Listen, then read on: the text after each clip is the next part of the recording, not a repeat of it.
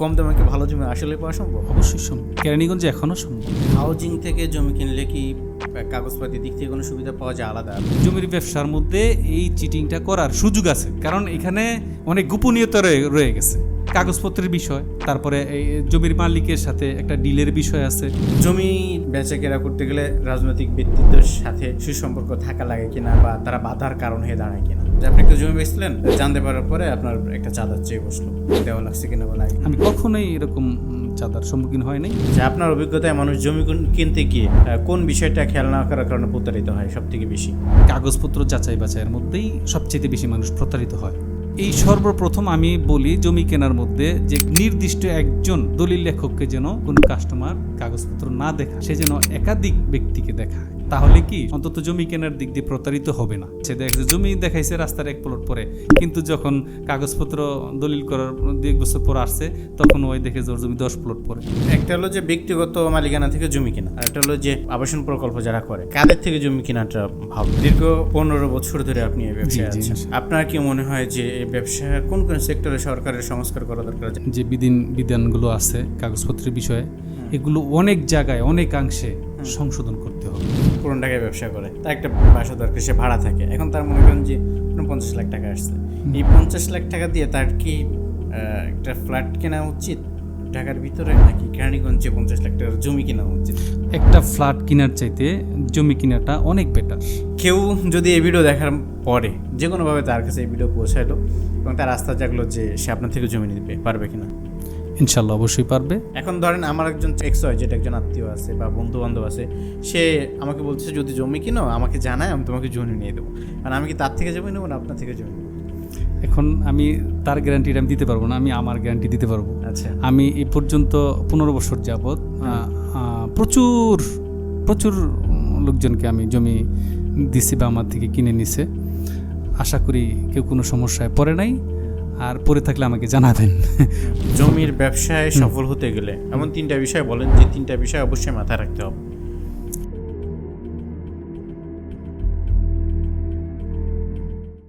সাভার কেরানীগঞ্জের এই এলাকায় দীর্ঘদিন ধরে জমির ব্যবসা করতেছেন আমাদের আজকের মেহমান জনাব মোহাম্মদ শামসুল আলম সাহেব। যারা জমি কিনতে চায় তাদের জন্য এই ভিডিওটা হেল্পফুল হবে, এবং সাথে সাথে যারা জমি ব্যবসার সাথে কম বেশি জড়িত আছেন তারাও এই ভিডিওতে থেকে অনেক কিছু শিখতে পারবেন ইনশাআল্লাহ।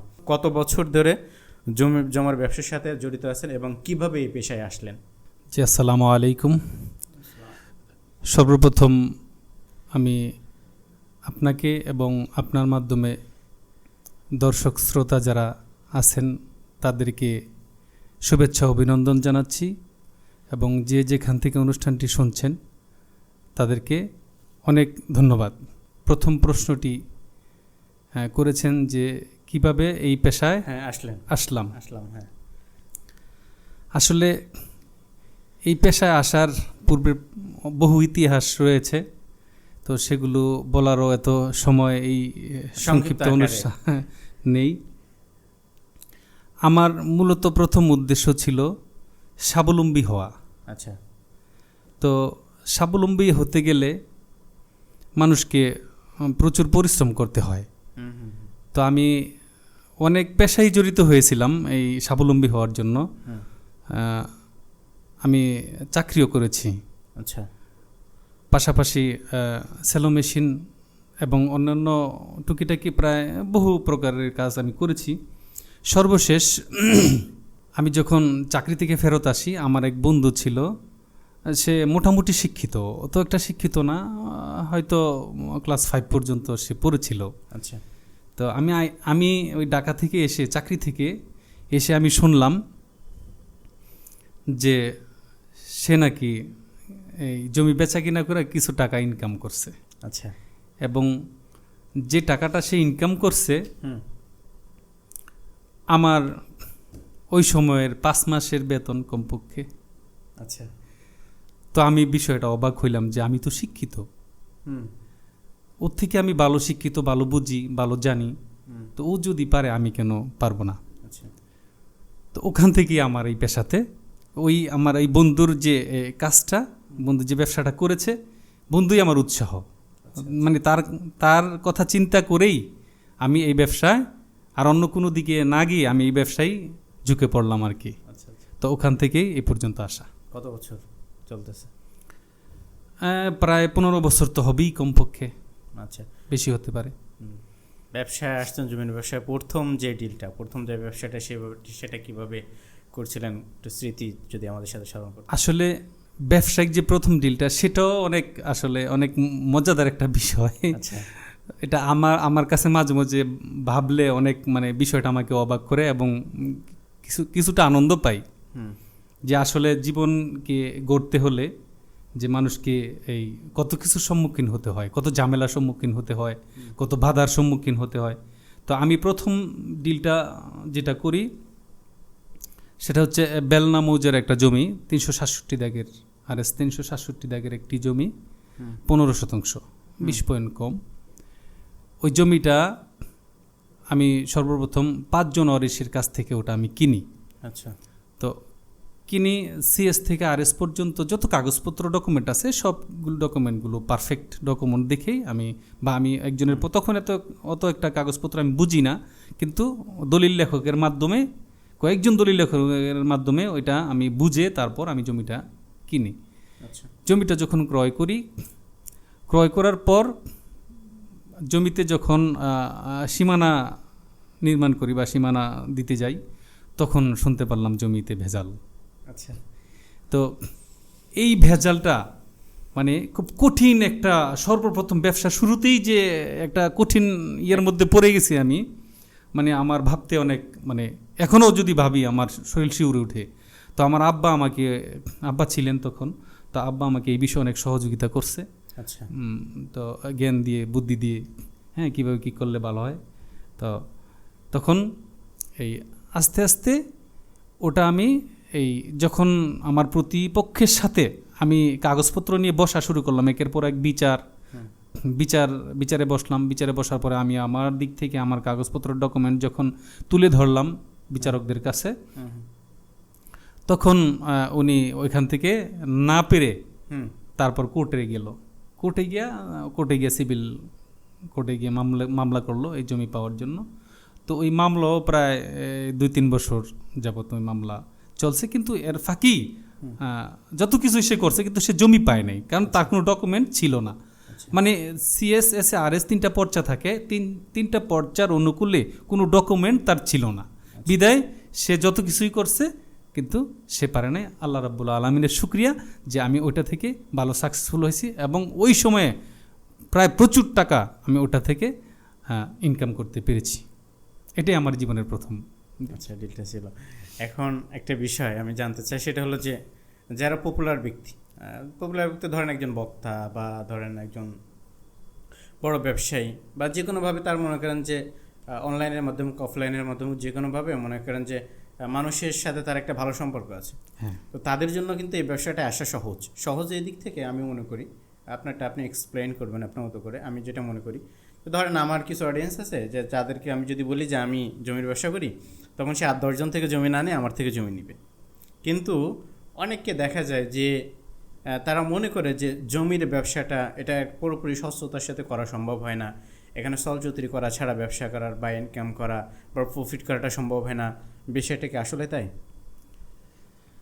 আসলে এই বিষয়টা যদি একটু গভীরভাবে চিন্তা করি,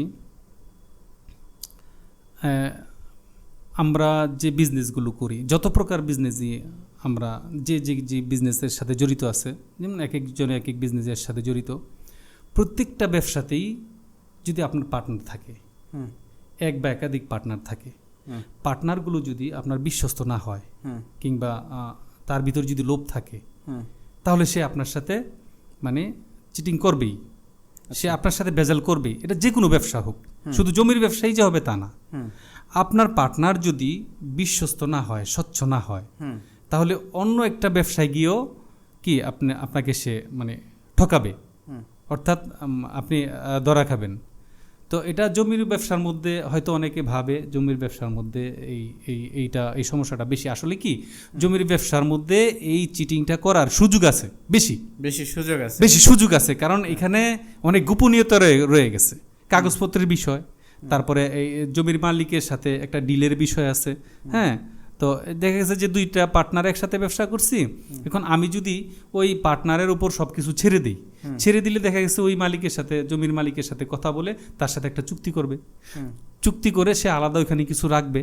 তো এই যে সে করলো, এই আমি কি করলাম, আমি কিন্তু সৎ আছি, কিন্তু ওই আমার পার্টনারটা সে অসৎ হওয়ার কারণে, অস্বচ্ছ হওয়ার কারণে সে কি করলো, আলাদা একটা অ্যামাউন্ট সেখানে রেখে দিল। এখন সে যে অ্যামাউন্টটা রাখলো সেটা যদি সামঞ্জস্য হয়, অর্থাৎ অল্প পরিসরে হয়, সেটা মেনে নেওয়া যাবে বা সেটা লাভের ক্ষেত্রে ক্ষতিকর হবে না। কিন্তু সে যদি এমন পরিমাণ রাখে যেটা মানে আমার জমি যা বিক্রি করতে পারবো তার থেকে বেশি, হ্যাঁ, বাজার মূল্য হয়ে যায় তার রাখার কারণে, তা ওই ক্ষেত্রেই মানুষ ওইখানেই জমির ব্যবসায় মানে ধরাটা খায়, নতুন যারা আসে বিশেষ করে। আমি ধরা খাওয়ার কথা বলতেছি, হ্যাঁ, আমি বলতেছি যে ধরেন একজন বক্তা, যেমন আমাদের ওইদিকে একজন জয়নগর ওইদিকে মালঞ্চের ওইদিকে একজন হুজুর আছেন, বক্তা মানুষ। তো উনারই একজন উস্তাদ, উনারও উস্তাদ আমারও উস্তাদ, তা বলতেছে তুমি জমি জমার ওপারে থাকো, কেরানীগঞ্জে থাকো, জমির ব্যবসা কেন করো না? তো হুজুর বলতেছে যে না, এটা আমার সাথে যায় না, আমি পছন্দ করি না, কারণ মানুষ খারাপ মনে করবে। তা খারাপ মনে করা এটা একটা কেন আসলে আসে? আমি তো মানে যদি বাহ্যিকভাবে দেখি যে যারা জমির ব্যবসায় বা রিয়েল এস্টেট ব্যবসার সাথে যারা জড়িত আছে, তো তারা এক হিসেবে দেশ জাতির জন্য এবং বিশেষ করে শহরের জন্য একটা অনেক সহায়ক ভূমিকা পালন করে, মানুষকে জমি করার ক্ষেত্রে সহায়তা করে, এবং দেখা যাচ্ছে যে মানুষের মানে শহর যাতে এনভায়রনমেন্ট বাড়ে তাদের মাধ্যমে। কিন্তু এই একটা নেগেটিভ ধারণা বাংলাদেশের প্রেক্ষাপটে রয়ে গেছে। বাইরের ক্ষেত্রে কিন্তু এমনটা হয় না। বাইরের ক্ষেত্রে জমির ব্যবসা মানে সে রিয়েল এস্টেটের ব্যবসা মানে একটা সম্মানজনক পেশা, কিন্তু বাংলাদেশে এরকম একটু আপনার কি মনে হয় যেটা নিচু করে দেখা হয়? এটা কি মনে হয় আপনার? আসলে যে এই রিয়েল এস্টেট যে ব্যবসাগুলো আছে, ওই ব্যবসাগুলো সম্বন্ধে আমার পুরোপুরি ধারণা আমার নেই। তাহলে তারপরও জমির ব্যবসা করতে গিয়ে কিছু একটা জানা হয়েছে। হাউজিংয়ের যে ব্যবসাগুলো, এই ব্যবসাগুলো এই যারা পার্টনারশিপ করে তারা যদি ওই যে যেটা বললাম যে তারা যদি উভয়ে সৎ থাকে তাহলে সে ব্যবসা কোনো সমস্যা নাই। আর যারা এই কোম্পানিগুলো আছে ওরাও যদি চিন্তা ভাবনা করে বা এই সিস্টেমে করে যে এই আমি কাগজপত্র ভালো দেখেই জমিগুলো নিব, অথবা যদি একটা সমস্যার কাগজপত্র আসে সেটা ঠিক করে নিব, ওই ক্ষেত্রে কারো ঠকার কোনো নাই। আর যারা এটাকে খারাপ মনে করার কারণ আছে একটা বিশেষ কারণটা হচ্ছে আমাদের এই প্রত্যন্ত অঞ্চলে, আমাদের এই সাইডটা বিশেষ করে মানে কিছু কিছু মানুষ যারা কাগজপত্র বুঝে না, মানে কিছু কিছু মানুষ আছে তারা যে তাদের মাধ্যমে যে জমিগুলো বেচা কিনা হয় ওখানেই মানে সমস্যাটা হয় আর কি। কারণ দেখা যায় যে 5,000-10,000 টাকা ওই প্রতি শতাংশ লাভ করতে গিয়ে মানে সে একটা মানে দুর্বল কাগজকে কাস্টমারের কাছে মানে এমনভাবে সে উপস্থাপন করে, তো যার জন্য ওই কাস্টমারটা কি করে ঠকে যায়। কাস্টমারটা যখন জমি কেনার পরে অনেক পরে সে বুঝতে পারে যে আর তার কাগজপত্রে কিছু সমস্যা আছে। তো এই যে ঘটনাগুলো এগুলো প্রায়ই ঘটে জমির ব্যবসার মধ্যে, হ্যাঁ, প্রায় প্রত্যেকটা অঞ্চলেই কম বেশি ঘটে। তো আমাদের এই সেটটা একটু বেশি, এই কারণে মানুষ মনে করে যে আসলে এই ব্যবসাটা কি একটু মানে নেগেটিভ দিক দিয়ে দেখে, কিন্তু আসলে এই ব্যবসা একটা স্বচ্ছ ব্যবসা, ভালো ব্যবসা, সুন্দর ব্যবসা, এবং এই ব্যবসার মাধ্যমেই একজন মানুষকে একটা সঠিক জায়গায় পৌঁছে দেওয়া যায়, একটা ভালো একটা বাড়ি উপহার দেওয়া যায়, বা একটা মানুষ একটা সৎ লোকের মাধ্যমে এসে কেরানীগঞ্জে বাড়ি করতে পারে বা করেছো অনেকে। আপনার এই কথাটার সাথে আমি একটু অ্যাড করতে চাই। আমার একজন উস্তাদ উনি বলতেছেন যে উনি মানে 2% জায়গা কিনছেন, উনি বলছেন 2% জায়গা কিনতে গিয়ে আমার 200 জুতা ক্ষয় হয়েছে। 200 জুতা ক্ষয় হয়েছে বলতে বুঝছেন আপনি, তারপরে এসে এক্সপ্লেন করা। উনি বলতেছেন যে এত বেশি আমার ঘোরা লাগছে, এই সব কিছু রেডি করে পছন্দ হয় যায় দিয়ে এক জায়গায় ভেজাল। তা আসলে যদি কেউ একটা হলো যে না আমার এতটুকু ভেজাল আছে, একটু যদি আমি জানাই দিই স্বচ্ছতার সহিত, তাহলে কিন্তু যারা আর কি ভোক্তা তাদের জন্য একটা সহজ হয়, মানে যারা জমি ক্রয় করবে তাদের জন্য একটা সহজ হয়। যাই হোক, পরবর্তীতে জানতে চাই সেটা হলো যে পলিটিশিয়ানদের সাথে আপনাদের ডিলটা কেমন হয় বলতে যে জমি বেচা কেনা করতে গেলে রাজনৈতিক ব্যক্তিদের সাথে সুসম্পর্ক থাকা লাগে কিনা, বা তারা বাধার কারণ হয়ে দাঁড়ায় কিনা? আসলে জমির ব্যবসার মধ্যে সর্বপ্রথম মানে এটাকে আমি মূলধন বলি, মূলধন হিসেবে দেখি, সেটা হচ্ছে এই একটা মানে আচার আচরণ, চলাফেরা, কথাবার্তা, একটা মুখের যে একটা ভাষা, অর্থাৎ একটা মানুষের সাথে ভালো বিহেভ করা, এটাকে আমার দিক থেকে আমি মূলধন মনে করি। আচ্ছা, কিভাবে?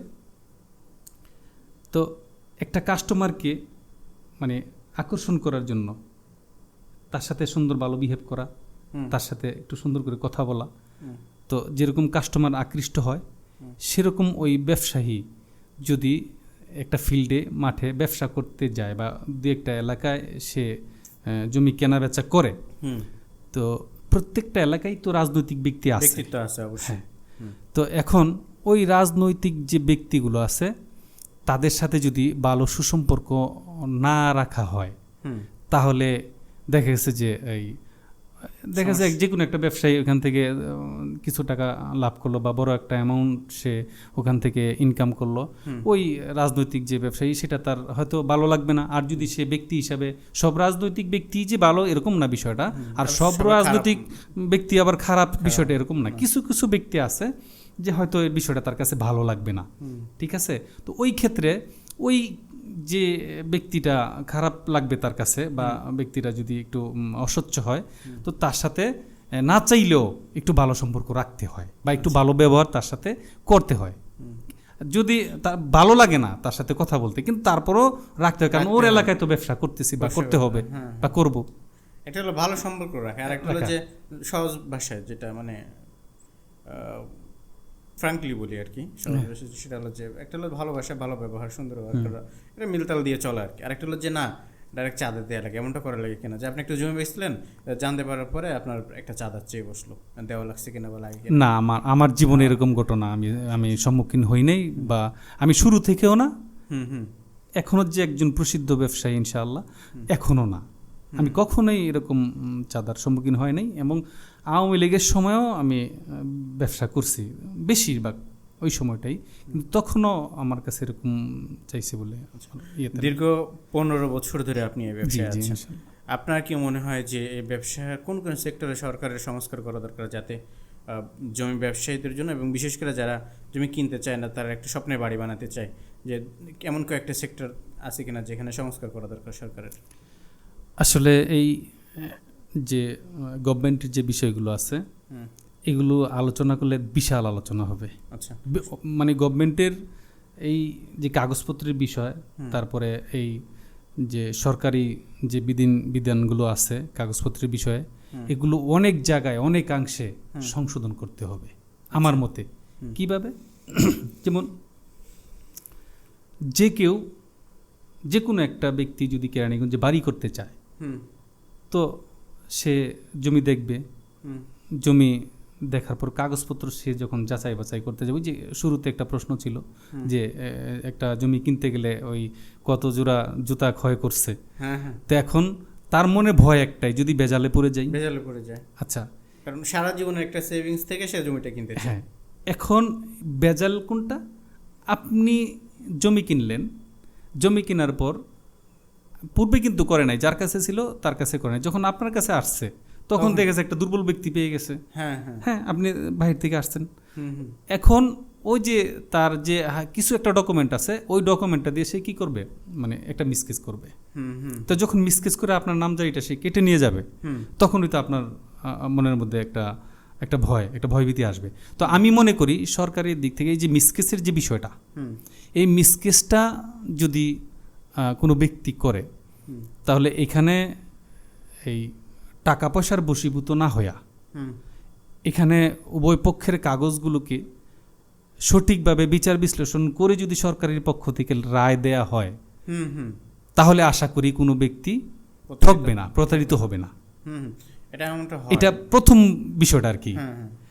এটা প্রথম যে সরকারি সংশোধনের বিষয়, এদিকে ভালো করার নজর দিতে হবে। আচ্ছা, আর দ্বিতীয় যে বিষয়গুলো আছে, আপনার সিএস থেকে এস এর যে গ্যাপটা আছে, অর্থাৎ এখানে অনেক কিছু আছে, আমি বিশাল মানে পুরো বিষয়টাই বলি, এক বাক্যের মধ্যে নিয়ে আসি। যেমন কাগজপত্রের বিষয়গুলো, ওই 3টা রেকর্ডের ভিতরে অনেক কিছু ভুল রয়েছে।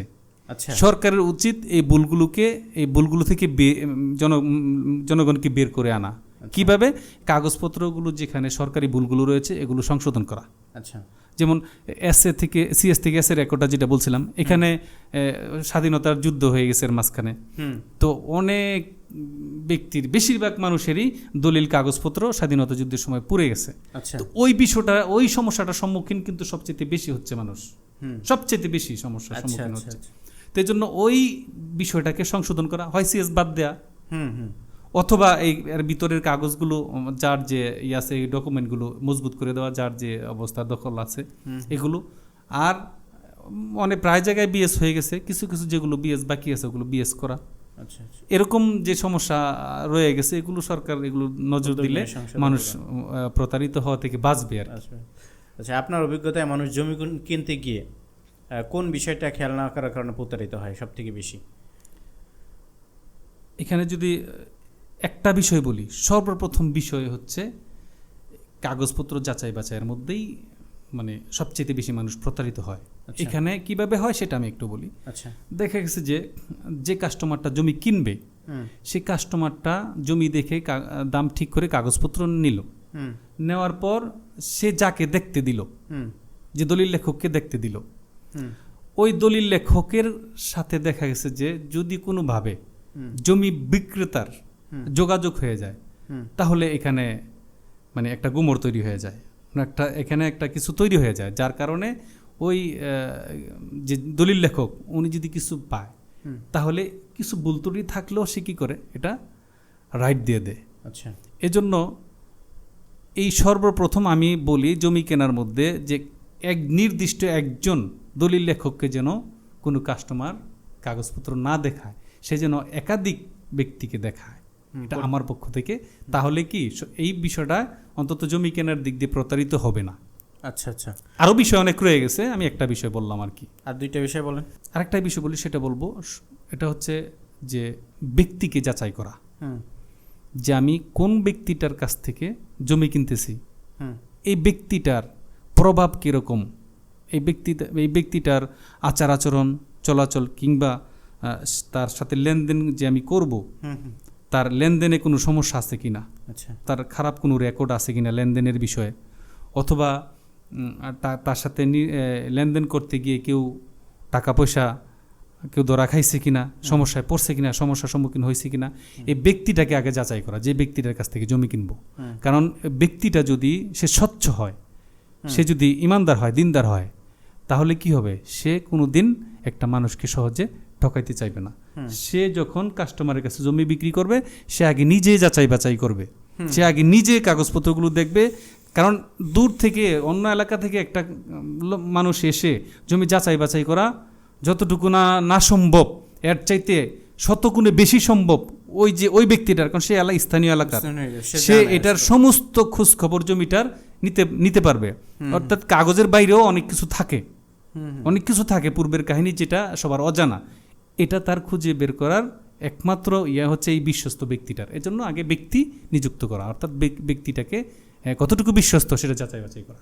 আরেকটা বিষয় হচ্ছে যেটা বলবো, যে জমিটা দেখলো কাস্টমার, এই জমি দেখার সাথে কাগজপত্রের দাগের সাথে নকশায় ম্যাপে মিল আছে কিনা, এগুলো সার্ভেয়ারের মাধ্যমে পূর্বেই দেখে নেওয়া, পূর্বেই নির্দিষ্ট, পূর্বেই সার্ভেয়ারের মাধ্যমে জমিটা নির্দিষ্ট করে নেওয়া, যে এই দাগে এই কাগজপত্রে এই জমিটা কিনা, আচ্ছা আচ্ছা, ঠিকঠাক আছে কিনা। কারণ পূর্বে কিন্তু যখন সার্ভের এত একটা প্রচলন ছিল না, তখন অল্প ছিল, তখন কিন্তু এরকম অনেকে এই সমস্যায় পড়েছে। দেখা যাচ্ছে জমি দেখাইছে রাস্তার এক প্লট পরে, কিন্তু যখন কাগজপত্র দলিল করার 2-1 বছর পর আসছে, তখন ওই দেখে যে ওর জমি 10 প্লট পরে। একটা হলো যে ব্যক্তিগত মালিকানা থেকে জমি কেনা, আর একটা হলো যে এই যে বিভিন্ন কি বলে এটা, রিয়েল এস্টেট ব্যবসায়ী যাদেরকে আবাসন প্রকল্প যারা করে, তো কাদের থেকে জমি কেনাটা ভালো? আসলে এখানে দুই দিক থেকে দুই ধরনের কাস্টমারকে আমরা বিবেচনা করি। যারা একটু বেশি শৌখিন, আচ্ছা, টাকা পয়সায় ধনাঢ্য একটু বেশি, একটু শৌখিন জায়গায় বসবাস করতে চায়, ওই তাদের ক্ষেত্রে রিয়েল এস্টেটের যে প্লটগুলো আছে ওগুলো তাদের জন্য উপযুক্ত। কারণ ওখানে রাস্তাঘাট খুব সুন্দরভাবে করা থাকে, রুলসের মধ্যে থাকে, হ্যাঁ, সবকিছুই সাজানো গোছানো সুন্দর, পরিপাটি আর কি। তো ওটা যারা শৌখিন, যাদের টাকা পয়সার সমস্যা নাই, কারণ ওটা দেখা যাচ্ছে রাস্তা সংস্কারের সময় টাকা দেওয়া লাগে, এক সময় যদি সুয়ারেজ লাইন ওটার মধ্যে দেয় ওইটার সময় টাকা দেওয়া লাগে, বিদ্যুৎ এই টাকা তো আপনার ব্যক্তিগত মানে মালিকানা জমিতেও দেওয়া লাগে সুয়ারেজ লাইনের ক্ষেত্রে। না, এটা হচ্ছে ব্যক্তিগত জমিগুলো আপনি যদি কারোর সাথে অ্যাড না হন সমস্যা নাই। যেমন আপনি একটা জমি কিনলেন, এটা যদি আপনি নিজস্বভাবে নিজের জমিতে আপনি কাজ করতে পারবেন, এখানে কাউকে কিছু দেয়া লাগবে না। যখন সরকারি পক্ষ থেকে কোনো রাস্তার ওদিক দিয়ে যায় ওই না, সরকারি পক্ষ থেকে দেওয়া লাগে না, মানে আপনার জমি ছাড়া লাগে আর কি। জমি ছাড়া লাগে আপনার টাকাও দেওয়া লাগে সুয়ারেজ লাইনের ক্ষেত্রে? না, ওটা তো হইলো সরকারিভাবে, যেটা আপনি এক এলাকায় একটা জমি কিনলেন, হাউজিং এর অন্তর্ভুক্ত না, আপনি জমি কিনলেন কিন্তু ওইখান দিয়ে যদি রাস্তা যায় তাহলে সরকারি রাস্তা যাবে, হাউজিং এর অন্তর্ভুক্ত যদি না হয় তাহলে যদি সরকারি রাস্তা যায়, সরকারি রাস্তায় যদি কখনো সুয়ারেজ হয় সেটা সরকার করবে। সরকারি কোনো কাজে কিন্তু জনগণের কোনো টাকা পয়সা লাগে না আমার জানা মতে। সুয়ারেজ লাইনের টাকা নেই, সুয়ারেজ লাইনের টাকা নেই, আচ্ছা তাহলে সেটা আমার জানা নাই হয়তো। কিন্তু আপনার ওই যে সরকারিভাবে যে রাস্তাটা পেয়ে গেল, যেমন বিদ্যুৎ দিল টাকা লাগে না, তারপরে পিচ ঢালাই করলো টাকা লাগে না। এখন যদি সুয়ারেজ লাইনে টাকা লাগে সেটা আমার জানা নাই, কিন্তু ওটা হচ্ছে এক সুবিধা। ওটা যারা আমরা স্বল্প আয়ের মানুষ আছি, যারা আমরা 5% 10% কিনবো, হ্যাঁ কিনে ভবিষ্যতে বাড়ি করব, ওটা হচ্ছে মানে এক ধরনের সুবিধা। আচ্ছা। আর যারা শৌখিন সম্পদশালী তারা একটু আলাদা একটু ভাবে অন্যরকম ভাবে থাকতে চায়, পরিপাটির মধ্যে থাকতে চায়, তাদের জন্য হচ্ছে হাউজিং এর যে হাউজিং থেকে জমি কিনলে কি কাগজপাতি দিক থেকে কোনো সুবিধা পাওয়া যায় আলাদা? যেমন নাকি ব্যক্তিগত জমি কিনলে অনেকে দেখা যায় যে, আমি একজনকে দেখেছিলাম যে তার সে লালবাগে পুরনডাঙ্গায় তার একটা জমি ছিল, তো সে একটা মার্কেটের একটা দোকানে একটা অংশ ছিল, সে পুরোটা বিক্রি করে একটা জায়গায় জায়গা কিনছে কেরানীগঞ্জের ভিতরে।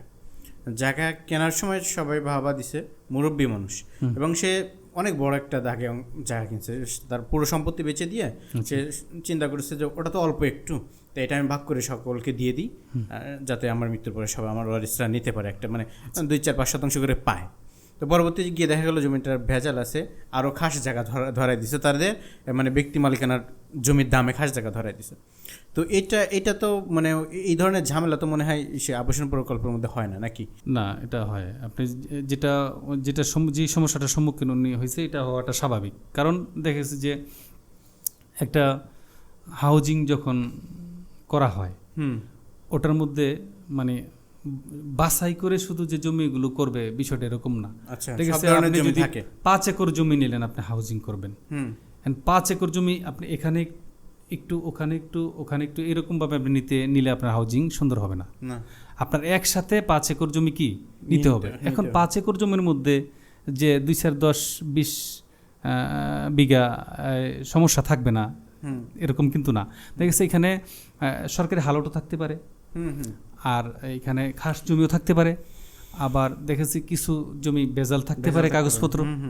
তো এগুলো আসলে ওই যে যারা হাউজিংগুলো করে সরকারি যে জমিগুলো দেখেছে ওগুলো রাস্তায় ব্যবহার যদি করে থাকে, আর কাগজপত্র যেগুলো সমস্যা এগুলো মানে ঠিক করে যারা করে আর কি, যেসব হাউজিংয়ের কোম্পানিগুলো যারা এগুলো সব সংশোধন করে তার হাউজিংটা করে তাদের জন্য ঠিক আছে। কিন্তু ইদানিং কিছু হাউজিং কোম্পানি হয়ে গেছে যারা ওটার ধার ধারে না, কিন্তু ওগুলো সবগুলো একসাথে নিয়ে কি করতেছে, ওই যে ওই ক্ষেত্রেই প্রতারিত হয় আর কি, বিশেষ করে মানুষ। হাউজিং এর ক্ষেত্রে হতে পারে, তো হ্যাঁ অবশ্যই যেখান থেকে কিনে সেটা নিজের দায়িত্বে সেটাকে যাচাই বাছাই করে নিতে হবে। এমন না যে হাউজিং থেকে নিলে সে সেফ থাকবে, এমনটা না। মানে হাউজিং থেকে কিনলেও তার ওই নকশার সাথে, ওই যে আমি একটা কথা বলছি যে তার জমির প্লটের সাথে তার নকশার দাগ এটা কি করে নিতে হবে, মিলাই নিতে হবে।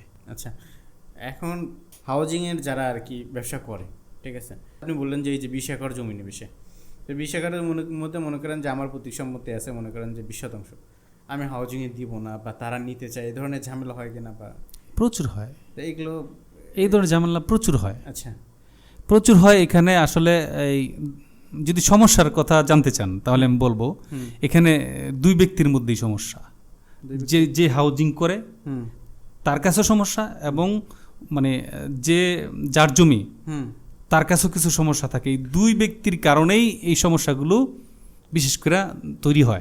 আচ্ছা, কিভাবে সেটা আমি বলবো। হাউজিং কোম্পানিগুলো ওই যে যার একটু জমি রয়ে গেছে হুম মানে তাকে দাম দিতে চায় না, হুম হুম আর যে যার জমি আছে একটু রয়ে গেছে ওই ব্যক্তি দাম ছাড়তে চায় না। আচ্ছা প্রধান সমস্যা কিন্তু এইটাই হুম হুম যে হাউজিং কোম্পানি যার একটু সে যদি একবার মাঝখানে ফালাইতে পারে তার 20% জমি, তখন হাউজিং কোম্পানিগুলো ওরটা চাপ দিয়ে নিবে বা ওরে বিপদে বিপদে ফেলায় কি জমি নেওয়ার চেষ্টা করবে। চেষ্টা করো, হ্যাঁ। এই একটা বিষয়। আরেকটা বিষয় হচ্ছে যার জমি সেও বিষয়টা ভাবে না, যে- চিন্তা করে না যে আমি এইখানে না হয় আমার হয়তো যখন হাউজিং হয় নাই তখন 2 লাখ টাকা শতাংশ বিক্রি, হ্যাঁ, হ্যাঁ। হাউজিং housing হওয়ার হলে কারণে তো- আমার 3 লাখ টাকা হয়েছে, তাহলে আমি এই টাকাটা নিয়ে আমি অন্য একটা জায়গায় জমি কিনি, হুম তাদের হাউজিং তারা করুক। মানে এখানে এই ওনার জমিওয়ালার সমস্যা এটা। আর হাউজিং এর সমস্যা হচ্ছে সে দাম দিতে চায় না। সে যদি ওই ওই জমিটা 2 লাখ টাকার জমি 4 লাখ টাকাও দেয় হুম হুম তার কিন্তু সমস্যা নাই, কারণ সেটা বিক্রি করবে 15 লাখ আরো টাকা, বেশি 16 লাখ বিক্রি টাকা, করবে, হ্যাঁ। 20 লাখ টাকাও বিক্রি করতে পারে। হুম হুম এই দুই পক্ষের সমস্যার কারণেই এগুলো হয়ে থাকে। এটা এটা এই এরকম একটা সমস্যা আমার জমির সামনে আছে আচ্ছা মধু সিটির সাথে, আর হচ্ছে আমাদের কাঁঠালতলি এলাকার এক লোকের সাথে এখনো পর্যন্ত ওই জায়গা বাউন্ডারির ভিতরে কোনো সমস্যার সমাধান হয়নি, দুই পক্ষেরই সমস্যা। এটা আমি বসুন্ধরাতেও দেখছি, বসুন্ধরা ছিলাম এটা আমার চোখের সামনে আছে, আমি চাইলে আপনাকে দেখাইতে পারবো। বসুন্ধরা দেখছি যে বসুন্ধরা সিটি তো আজকের না, না 96 সালের ছিল। হ্যাঁ হ্যাঁ তো ওখান তো সেই মানে একদম মানে বসুন্ধরা এ ব্লকে ঝামেলাটা মানে বসুন্ধরা এন ব্লক পর্যন্ত চলে গেছে। আমি 2018 সালে ছিলাম, এখন তো আরও 6 বছর 8 বছর গেছে আরও। তো এন ব্লক পর্যন্ত চলে গেছে। ওটা এক একটা ব্লক গিয়ে যদি গিয়ে থাকেন তাহলে তো দেখবেন কত বড় এক একটা ব্লক। তো এ ব্লকে এখন ঝামেলা রয়ে গেছে, একটা লোক সে তার জমি দিবে না এবং তার সাথে মানে সেও আর কি ফাইট করে গ্রুপের সাথে, গ্রুপ তার সাথে ফাইট করে।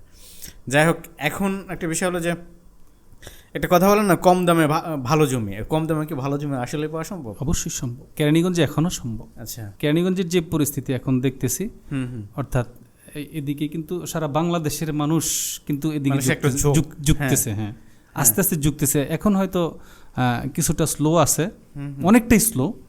তো সামনে আরো নির্দিষ্ট সরকার যেহেতু এখন হয়ে গেছে, এখন আর মানুষের কোনো টেনশন হতে থাকবে না, একটা দ্বিধাদ্বন্দ্ব থাকবে না। এখন আবার আস্তে আস্তে কি কাস্টমার আসতে শুরু করেছে এবং বেচা কিনা কিছু অবশ্যই হচ্ছে আর কি।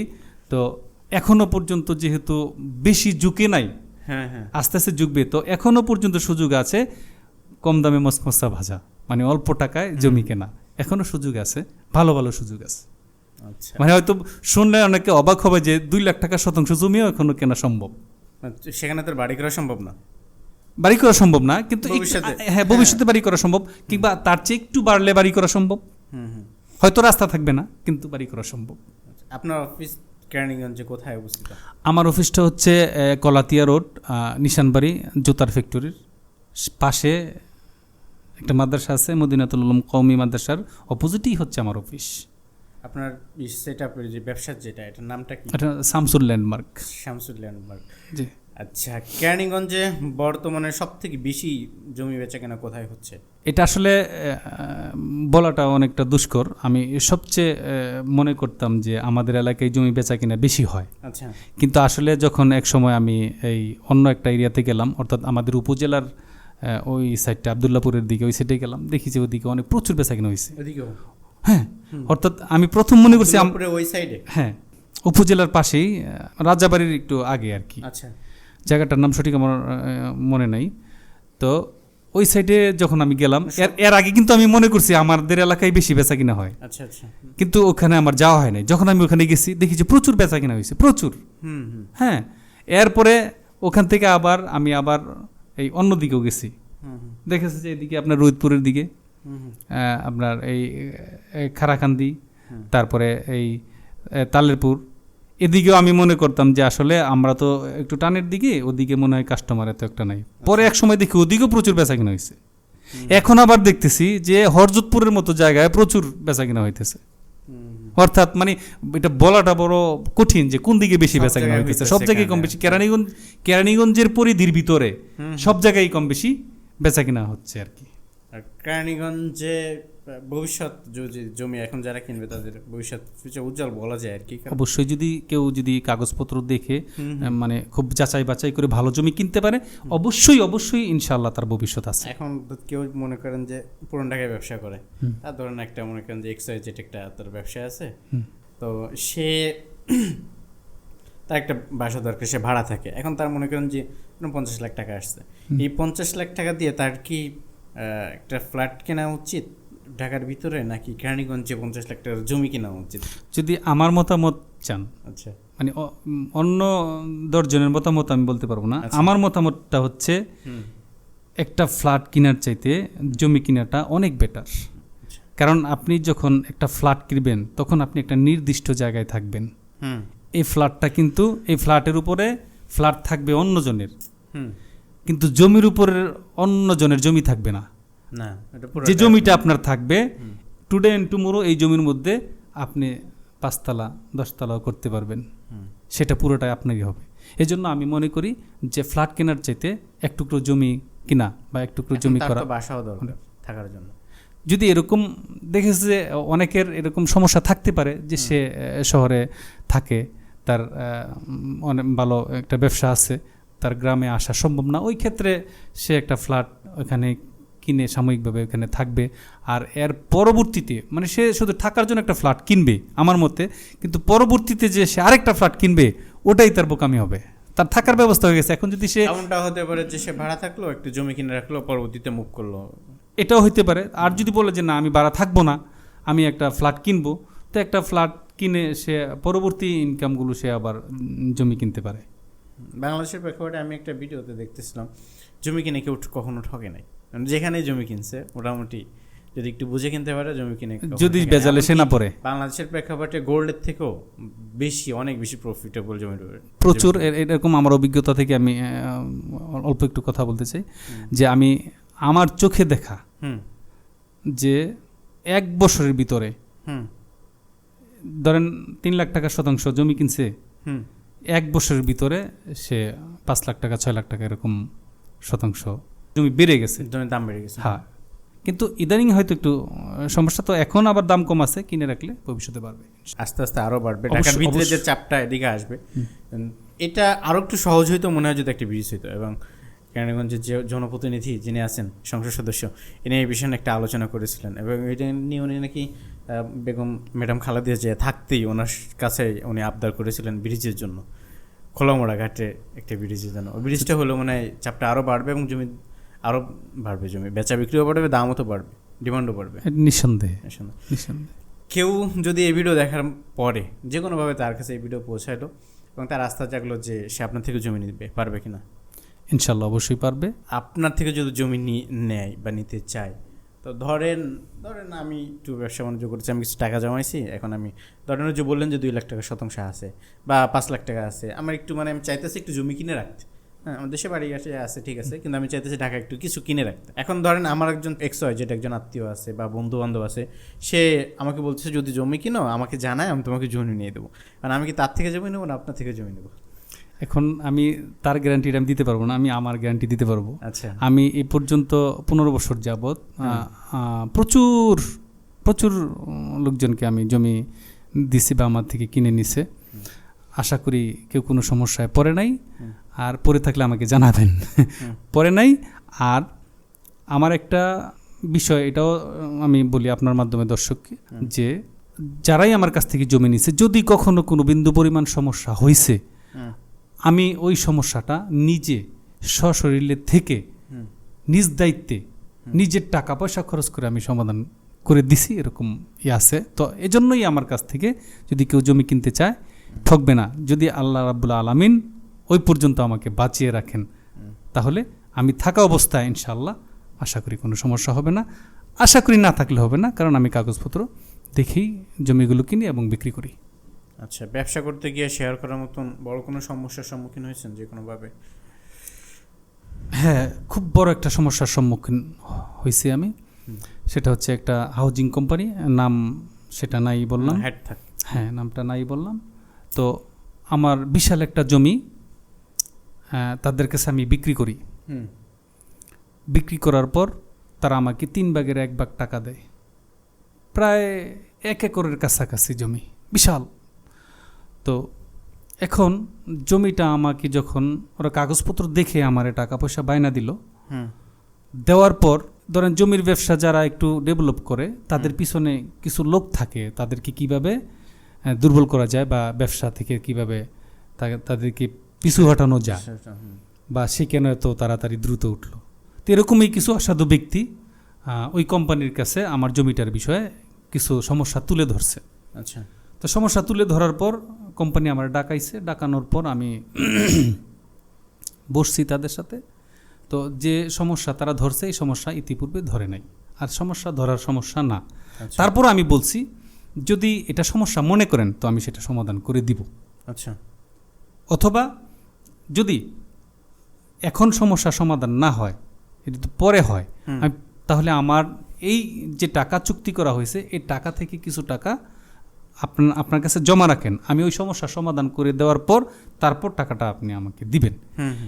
যতভাবেই সে গেছে আমি ততভাবেই তারে ওই কোম্পানিকে মানে এই বুঝাইতে চাইছি যে আপনি আমার মাধ্যমে কোনো সমস্যায় পড়বেন না এবং এই সমস্যাটা আমি সমাধান করে দিব। কিন্তু সে কোনোভাবেই সেটা বুঝে নাই, না বুঝে সে আমাকে উল্টা আরও এই জমিটা চাইছিল, সে মানে একেবারে পুরাই সে গ্রাস করে নেবে, আমাকে বাকি টাকা না দিয়েই সে জমিটা দখল করবে। তো ইনশাআল্লাহ আল্লাহ রাব্বুল আলামিনের সহযোগিতায় সেটা পারে নাই। এটাই আমার জীবনের সবচেয়ে বড় সমস্যা। পরে ওনার যে বায়নার টাকা ওটা আমি ফেরত দিয়ে, হ্যাঁ, ওই যে একটু আগে একটা প্রশ্ন করছিলেন যে রাজনৈতিক ব্যক্তির সাথে কেন সম্পর্ক রাখতে হয়, তো এই জন্যই রাজনৈতিক ব্যক্তির সাথে সম্পর্ক রাখতে হয় যেন কোনো সমস্যা না হয়। তো অন্য একজন রাজনৈতিক ব্যক্তির সহযোগিতায় ওই কোম্পানির কাছ থেকে আমি আমার জমিটা বায়নার টাকাটা ফেরত দিয়ে জমিটা ফেরত আনতে পেরেছিলাম। এটাই আমার জীবনের সবচেয়ে বড় সমস্যা এবং প্রায় 2 থেকে 3 বছর আমার ব্যবসা একটা বাধাগ্রস্ত হয়েছিল এই সমস্যাটার কারণে। তো ইনশাআল্লাহ আলহামদুলিল্লাহ এখন ভালো আছি। কোনো ভুল সিদ্ধান্তের কারণে যার কারণে অনেক বড় সমস্যায় পড়েছিলেন এবং সেখান থেকে শিক্ষা পেয়েছেন, এখন সেগুলো সতর্ক হয়ে থাকেন, এমন কোনো ভুল? হ্যাঁ, এরকম প্রচুর ভুলই আছে, মানে প্রায় অনেক জায়গায় ভুল করেছিলাম। তো যেমন আমি একটা ছোট্ট একটা ভুল বলি, এর চেয়ে বড় ভুল আছে যেটা স্মরণে আছে ওটা বলি। আমি একটা জমি কিনেছিলাম 49% জমি।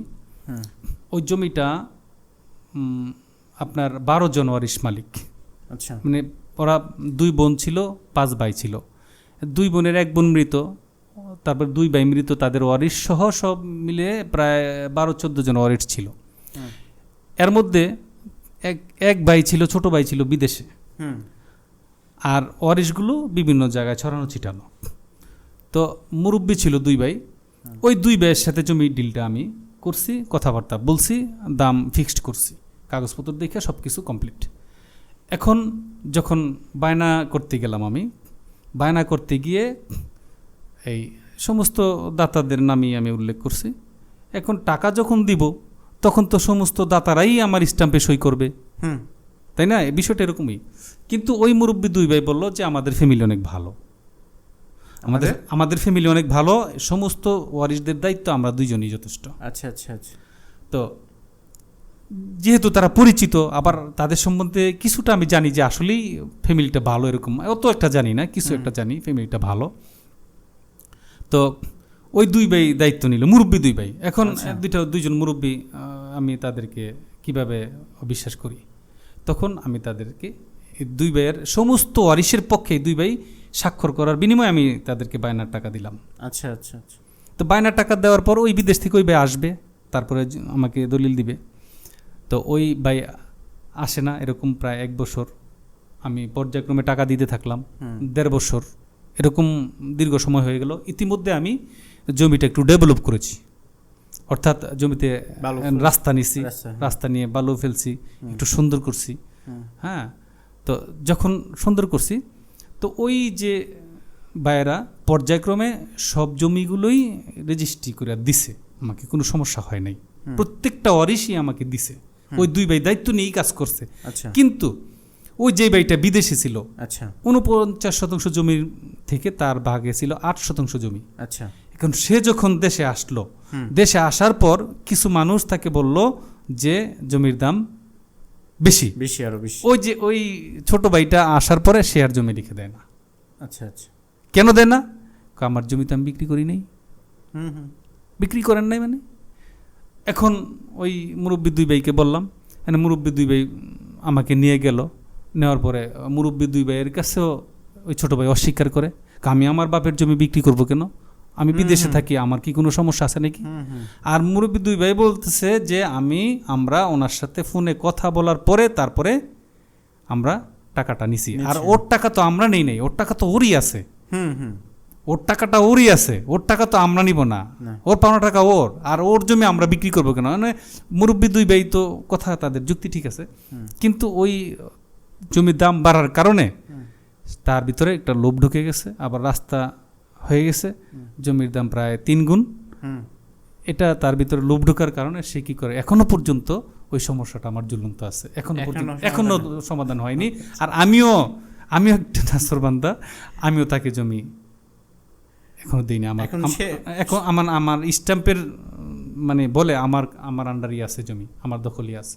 স্ট্যাম্পের বলে কি আপনি জমি আপনি দখলে রাখতে পারি না, কিন্তু এখন তারে আমি একটা দিছি, মানে যেহেতু বেশিরভাগ জমি আমার, 49% জমি থেকে প্রায় 41% জমি আমার, তাহলে এখানে সিদ্ধান্ত হবে আমি তাকে কোন দিক দিয়ে দিব। তো এই সমস্যাটা আমি যখন তাকে বলছি তখন সে একটু ঠান্ডা হয়েছে, ঠান্ডার পর সে আবার বিদেশে চলে গেছে।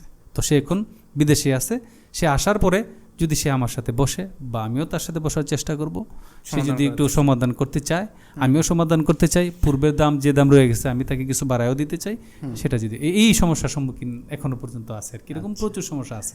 আচ্ছা, যারা ছোট ব্যবসায়ী বা ছোট চাকরিজীবী দেশে যাওয়ার চিন্তা ভাবনা নাই, বা থাকলেও বা দেশে যায় করার মতন পরিবেশ নাই, চাই কিছু জমি কিনে রাখতে, যে ভবিষ্যতে যে আপাতত জমি থেকে সে বাড়ি করতে না পারলেও ভবিষ্যতে ধরেন সে 10 বছর পর হোক বা 20 বছর 25 বছর পরেও যদি হয়, অন্তত তার সন্তানরা যেন তার সেখানে বাড়ি করে থাকতে পারে।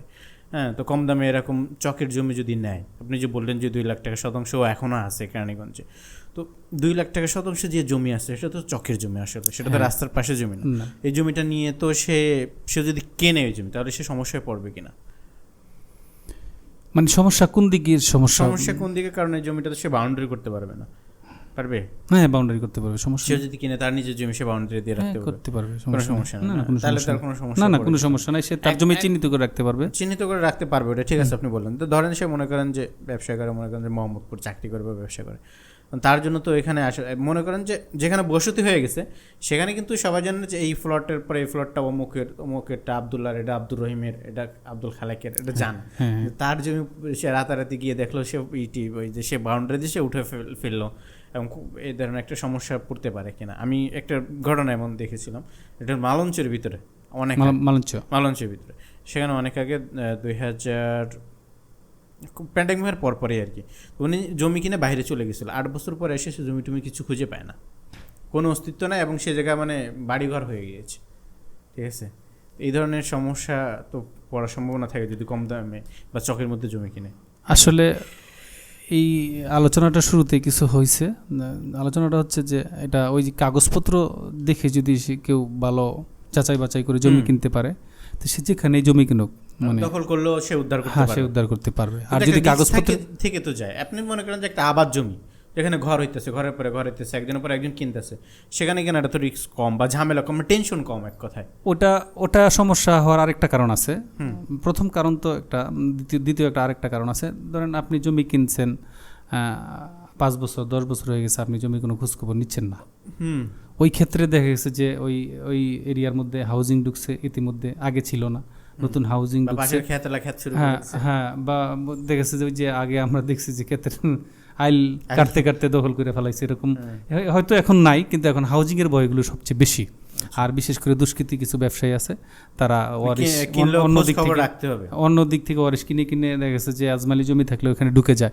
এজন্য জমি যে কিনবে তার অবশ্যই খবর নিতে হবে, অথবা তার জমি কেনার পর তার জমিটা নির্দিষ্ট একটা ব্যক্তির কাছে যেন সে করে খেতে পারে অথবা দেখাশোনা করতে পারে, এরকম দিয়ে রাখা উচিত। তার কাছে আবার তথ্য যেন সে নিতে পারে, এরকম মানে একবার কিনে ফেলে রাখা উচিত না, খবর নিতে হবে। যে কোনো জিনিস আপনার একটা মাল আছে, মালের খবর নিতে হবে। খবর না নিলে সেটা কি হারিয়ে যাওয়ার ভয় থাকবেই। জমির ব্যবসায় সফল হতে গেলে এমন 3টা বিষয় বলেন, যে 3টা বিষয় অবশ্যই মাথায় রাখতে হবে, 3টা বিষয়কে সামনে রেখে জমির ব্যবসা করতে হবে। সর্বপ্রথম বিষয় হলো, জমির ব্যবসা করতে গিয়ে যদি সে নিজে একা করতে পারে সবচেয়ে ভালো, আর যদি সে পার্টনারে করতে চায় তো পার্টনারের ক্ষেত্রে খুবই সাবধানতা অবলম্বন করতে হবে এবং ভালো একজন ব্যক্তির সাথে ব্যবসা করতে হবে। এদিকে যদি কেউ জমির ব্যবসা করতে চায়, বিশেষ করে পার্টনারের সাথেই সে প্রতারিত হয়। আচ্ছা, যে কোনো নতুন ব্যবসায়ী বা নতুন কোনো ব্যক্তি যদি উদ্যোক্তা যদি ব্যবসা শুরু করে, কিন্তু সে পার্টনারের মাধ্যমেই ধোঁকায় পতিত হয়।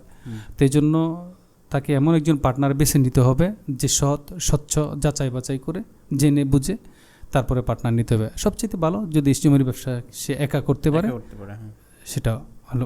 এই হচ্ছে একটা বিষয়। আর দ্বিতীয় একটা বিষয় হচ্ছে যে জমির ব্যবসা করতে গেলে কাগজপত্রগুলো অবশ্যই জানা দরকার, অবশ্যই নিজে বুঝতে হবে। নিজে যদি না বুঝে অন্য একজন ভেন্ডারের মাধ্যমে বা দলিল লেখকের মাধ্যমে সে দলিল লেখক তাকে যা বুঝাবে সেটা তাই বুঝতে হবে। সে যদি প্রতারিত হয় তার কাস্টমার প্রতারিত হবে, সে যদি ঝামেলায় পড়ে তার কাস্টমার ঝামেলায় পড়বে।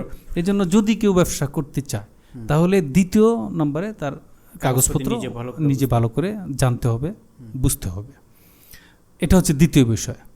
আর 3 নম্বর যে বিষয়টা সেটা হচ্ছে তাকে এমন জায়গায় তার জমি কেনা উচিত যে জায়গায় সে জমিটা বিক্রি করতে পারবে বা যে জায়গায় সে কাস্টমার নিতে পারবে। দেখা গেছে যে আমি বসবাস করি সিরাজনগর এলাকায়, তো সিরাজনগর এলাকায় বসবাস করি, তো আমি যদি জমি কিনি হরজতপুর, যে আমি ওখানে জমি ব্যবসা করব, এখন হরজতপুর আমি জমি কিনবো, আমি ওখানে কাস্টমারটা নিতে পারবো কিনা? আচ্ছা, এটা কিন্তু খুব বিশাল একটা বিষয়। আচ্ছা, দেখেছে আমার জমিটা অনেক দিনের পর দিন পড়ে থাকবে। আবার এরকম হইতে পারে যে আমি একটা কাস্টমার অনেক দিন পর পাইছি, কাস্টমারটা আমি নিলাম, আমার জমি দেখাইছি, কিন্তু পরবর্তীতে কাস্টমার আবার একা সেখানে যাবে। যখন কাস্টমারটা একা যাবে, তার জমি যদি ভালো হয়, অন্য একজন বলবে যে জমিটা ভালো না, আমার কাছে একটা ভালো জমি আছে। অর্থাৎ সে যদি দূরে কোথাও জমি কিনে তাহলে কি সে ব্যবসায় ফল খাওয়ার সম্ভাবনা আছে। এজন্য সে যে এলাকায় বসবাস করে তার জানাশোনা পরিচিত ওই এলাকায় জমি কেনা বেচার মাধ্যমেই সে ডেভেলপ করতে পারে, উন্নতি করতে পারে, ব্যবসা করতে পারে। আমাদের আলোচনা শেষ। আপনি কি নিজের থেকে কিছু বলতে চান যারা ব্যক্তিগত জমি কিনতে চায় বা ব্যবসা করতে চায়? অবশ্যই আমি দর্শকদের উদ্দেশ্যে বলবো যে আপনাদের মধ্যে এখন বা ভবিষ্যতে যারা জমি কিনতে ইচ্ছুক, 3টা জিনিস অবশ্যই খেয়াল করবেন। এতক্ষণ আলোচনার মাধ্যমে যে 3টা জিনিস যদি বুঝে থাকেন, সর্বপ্রথম বিষয় হচ্ছে আপনি যার কাছ থেকে জমি কিনছেন কে সে ব্যক্তি, আচ্ছা, তার পরিচয় এবং সে তার চলাফেরা কীরকম, তার গুডউইলটা কীরকম, সে কি একাধিক ব্যক্তির সাথে বা কোনো ব্যক্তির সাথে প্রতারণা করেছে কিনা, কিংবা তার ব্যবসায়িক জীবনে তার কোনো প্রবলেম আছে কিনা, কাউকে ঠকাইছে কিনা, এটা তার বিষয়ে খোঁজখবর নেওয়াটা সর্বপ্রথম আপনাকে এটা জরুরি। তাহলে আপনি ঠকবেন না। আর দ্বিতীয় যে বিষয়, আপনি এই ব্যক্তিটাকে যাচাই বাছাই করার পর ভালো পাইছেন, তাকে বিশ্বাস করছেন, কিন্তু তাই বলে যে তাকে কাগজপত্র বিশ্বাস করবেন, বিষয়টা এরকম না। এরকম যেন না হয়। কাগজপত্র সম্পূর্ণ আপনি তাকে বিশ্বাস করেন, সে ভালো ব্যক্তি, ভালো কথা, আমি তার কাছ থেকে জমি কিনবেন, কিন্তু কাগজপত্রগুলো আপনি খুব ভালো করে যাচাই বাছাই করে তারপর যেখানে চেক করা দরকার সেখানে আপনি চেক করবেন। করার পর যদি আপনার দলিল লেখক কিংবা আপনার অ্যাডভোকেট আপনাকে রায় দেয় তাহলে আপনি জমিটা কিনবেন। এটা হচ্ছে দ্বিতীয় বিষয়। আর 3 নম্বর যে বিষয়টা, আপনি যার কাছ থেকেই জমি কিনবেন অবশ্যই শক্ত মজবুত কোনো ডকুমেন্ট করবেন। যদি আপনি সরাসরি দলিল করবেন না, আপনি অবশ্যই কিছু টাকা বায়না দিবেন মজবুত একটা ডকুমেন্টের মাধ্যমে। বায়না দেওয়ার পরে জমিতে সাইনবোর্ড দিবেন। সাইনবোর্ড দেওয়ার অন্তত 2টা মাস সময় আপনি নেবেন। 2 মাস জমিতে একটু আসা যাওয়া করবেন। যদি দেখবেন যে 2 মাসের মধ্যে আপনার জমিতে সাইনবোর্ডের নাম্বার ঠিক আছে কিংবা আপনার জমি ঠিক আছে, কোনো সমস্যা নাই, 2 মাস পরে আপনি দলিল করবেন, রেজিস্ট্রি করবেন। আশা করি আপনারা প্রতারিত হবেন না।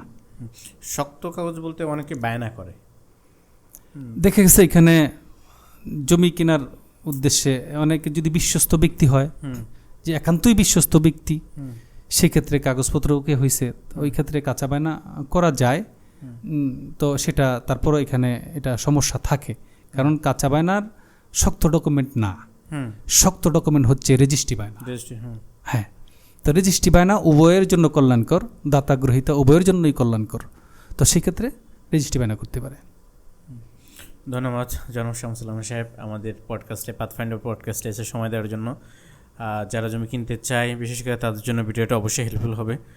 আন্তরিকভাবে ধন্যবাদ এবং জাযাকাল্লাহ। যে আপনাকে ধন্যবাদ এবং দর্শকবৃন্দকেও অনেক অনেক শুভেচ্ছা ও ধন্যবাদ। আসসালামু আলাইকুম। ওয়ালাইকুম আসসালাম।